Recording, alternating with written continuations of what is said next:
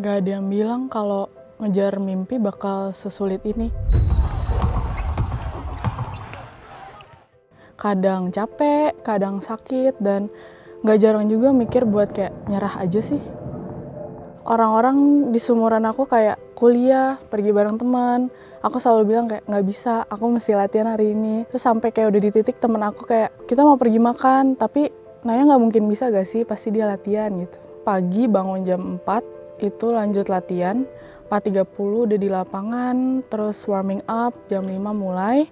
Lalu lanjut jam 7 itu kuliah, sampai jam 4 sore, terus lanjut lagi latihan dari jam 6 sampai jam 8 malam. Jadi PON itu tahun lalu, itu kita latihan dari 3 tahun sebelum PON. Itu dari 24 orang, di-cut ke 18, 15, terus ke 12. Deg-degan juga lumayan. Aku bakal masuk ke tim itu atau enggak gitu. Apalagi ngelihat yang misalnya orang lain seposisi aku juga. Ada anak yang datang dari Amerika buat main di PON sendiri.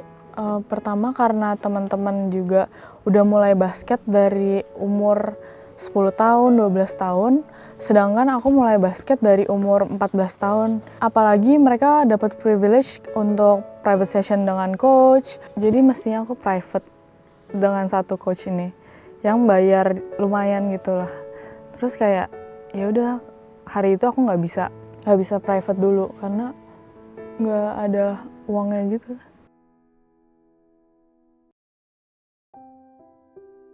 Yang ngebuat aku mesti latihan sendiri di rumah bareng mama aku, mulai dari skipping tiap pagi, terus ngakuin drill sebelum masuk sekolah.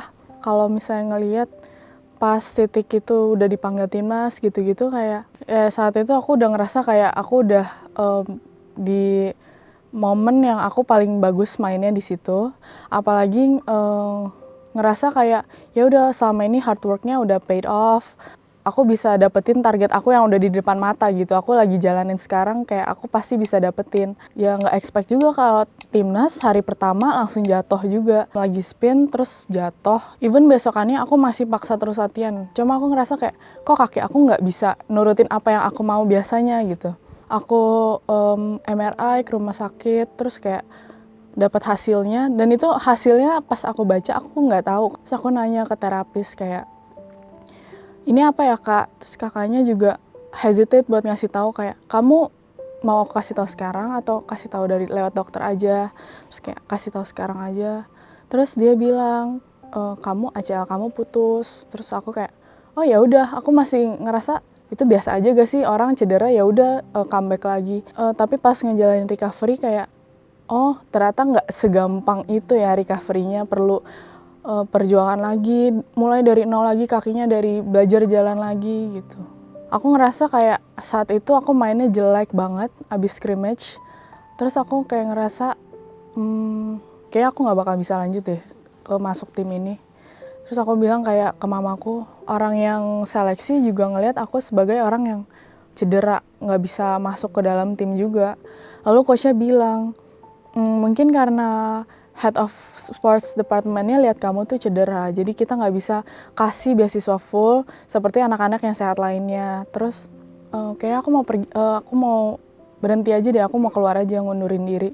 Selalu nginget perjuangan mama dulu sih pas aku sebelum operasi, kayak bela-belain kerja terus biar bisa operasi di tempat yang paling bagus. Alhamdulillah ikut berangkat juga ke PON Aceh. Pertama lawan Jatim, itu mereka juara bertahan pokoknya dari tahun lalu dia juara. Terus aku kayak udah percaya diri, ini mah bisa, pasti kayak game pertama pasti bisa ambil lah.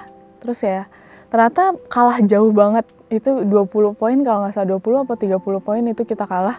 Aku langsung mikir, aduh bisa juara gak ya? Gak ada pilihan lain selain bounce back di game berikutnya sih. Paksain tetap latihan terus, walaupun kayak basah, hujan-hujanan. Di final kita ketemu dengan tim yang ngalahin kita di match pertama.